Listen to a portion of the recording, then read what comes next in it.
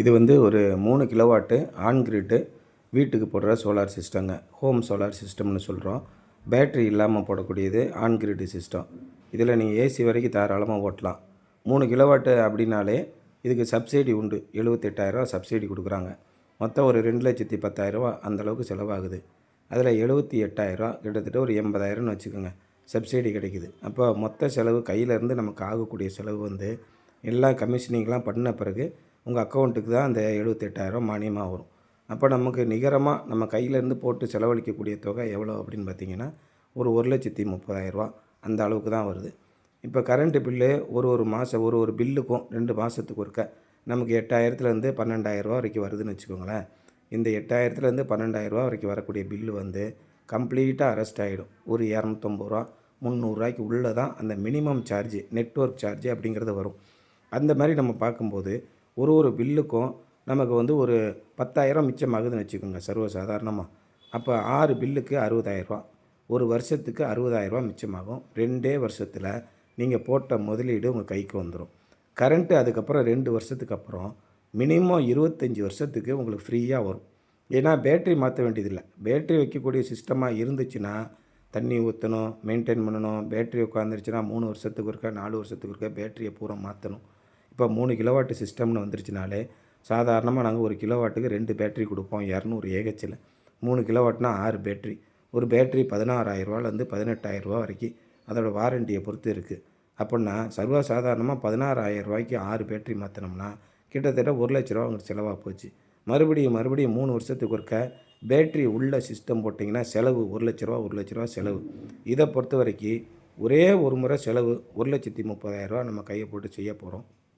அதுக்கப்புறம் ஆயுசுக்கும் நீங்கள் ஏசி ஓட்டலாம், தண்ணி மோட்டார் ஓட்டலாம், இண்டக்ஷன் ஸ்டவ் போடலாம், வீட்டில் இருக்க அனைத்து பயன்பாடுகளையும் செய்யலாம். அப்படி செஞ்சோம் ஒரு பில்லுக்கு ஒரு நாளைக்கு குறைஞ்சபட்சம் 15 யூனிட், 12 யூனிட்லேருந்து 16 யூனிட் வரைக்கும் ப்ரொடக்ஷன் ஆகுது. அந்த மாதிரி வரும்போது ஒவ்வொரு மாதத்துக்கும் பாருங்கள் உங்களுக்கு கரண்ட்டு பில்லு 10,000 வரைக்கும் ஒரு பில்லுலேயும் மிச்சமாகும். இந்த மாதிரி மிச்சமாகும்போது ஆயுசுக்கும் ஒரு 20 வருஷம் குறைஞ்சபட்சம் வந்துக்கிட்டு இருக்கோம். ஏன்னா இன்வெர்ட்டர் நாங்கள் கொடுக்குற இன்வெர்ட்டரோட வாரண்ட்டி 10 வருஷம் கொடுக்குறோம். 8 வருஷத்துக்கு அப்புறம் எக்ஸ்டெண்ட் பண்ணிக்கலாம். மறுபடியும் ஒரு 8 வருஷத்துக்கு நீங்கள் 20% மட்டும் ஒரு 15,000 கட்டினீங்கன்னா அதை வந்து மறுபடியும் நீங்கள் எக்ஸ்டெண்ட் பண்ணிக்கலாம். எக்ஸ்டெண்டட் வாரண்டின்னு பேர். 16 வருஷம் 20 வருஷத்துக்கு வாரண்ட்டி உழைக்குது. சோலார் பேனலு, பைஃபேஷியல் பேனலு, அதுக்கு ப்ராப்பராக எர்த்திங் கொடுத்து, இடிதாங்கி கொடுத்து, அந்த இடிதாங்கியை ப்ராப்பராக எர்த்து சேம்பர்னு போடுறோம். இது ஹெச்டிபியில் எர்த்து சேம்பர் போட்டு எர்த்து ராடு அழிஞ்சு போயிடாமல் இருக்கணும். கால்களில் இடையக்கூடாது. எர்த்துக்கு கொடுக்குற கெமிக்கல் ப்ராப்பராக வேலை செய்யணும். இது மாதிரி எல்லா விதமான சேஃப்டி ஏற்பாடுகளையும் பண்ணி உங்களுக்கு கம்ப்ளீட்டாக நீட்டாக ஒர்க் பண்ணி கொடுப்போம். இந்த ஹெச்டிபி எர்த்து சேம்பரு குறைஞ்சபட்சம் ஒரு 20 வருஷம் ஒர்க் ஆகுங்க. அது மாதிரி எர்த்து லைட்னிங் அரெஸ்ட்டு இடிதாங்கிக்குரிய சேம்பரு எல்லாமே கரெக்டாக கொடுத்து வரும்போது இந்த இன்ஸ்டாலேஷன் ப்ராப்பராக இருக்கும்.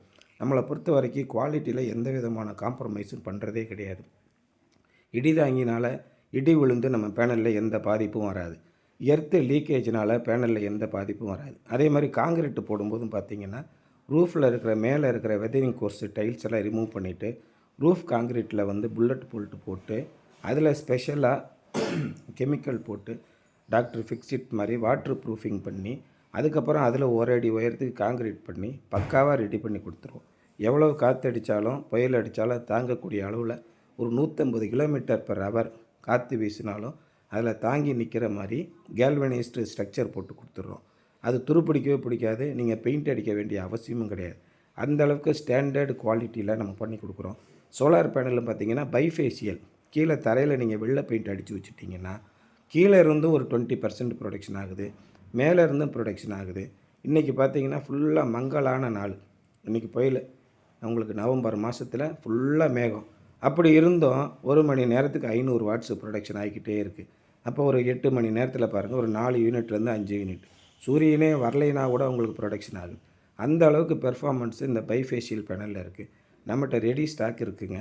அதேமாதிரி எர்த்து ராடு தனியாக டெடிக்கேட்டடாக காப்பர் பாண்டடு, அதேமாதிரி எர்த்து பிட்டுக்குரிய சேம்பரு, அதுமாதிரி லைட்னிங் அரெஸ்ட்டு ஃப்ராங்க்லின் டைப்பு கம்ப்ளீட்டாக உங்களுக்கு 10,000 வோல்ட் வரைக்கும் இடி மின்னல் விழுந்தாலும் எந்த பிரச்சனையும் இல்லாமல் நீட்டாக பண்ணி கொடுக்குறோம். வயரிங் பார்த்திங்கன்னா பர்ஃபெக்டாக இருக்கும். ஏசி டிஸ்ட்ரிபியூஷன் பாக்ஸு ஏசி சைடில் surge protector, DC distribution box, DC சைடில் சர்ஜ் ப்ரொடெக்டரு, இது மாதிரி இது இல்லாமல் தனியாக ஒரு 32 ஆம்பியர் ஐசோலேட்டரு, இப்படி இன்வெர்ட்டருக்கு தேவையான அத்தனை சேஃப்டியும் கொடுத்துட்றோம். அதனால் உங்களுக்கு எந்த ப்ராப்ளம் இல்லாமல் லைஃப் டைம் பக்காவாக ஒர்க் ஆகுங்க. மினிமம் ஒரு 20 to 25 இயர்ஸ் ஒர்க் ஆனுச்சுன்னா நமக்கு தேவையான கரண்ட்டு பூரா நம்மளே உற்பத்தி பண்ணிக்கிறோம்.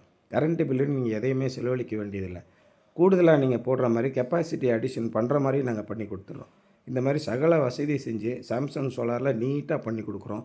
ஆன் கிரிட் சிஸ்டம் போடுங்க, லைஃப் லாங் பிரச்சனை இல்லாமல் சோலார் பவர் ஜென்ரேட் பண்ணலாம்.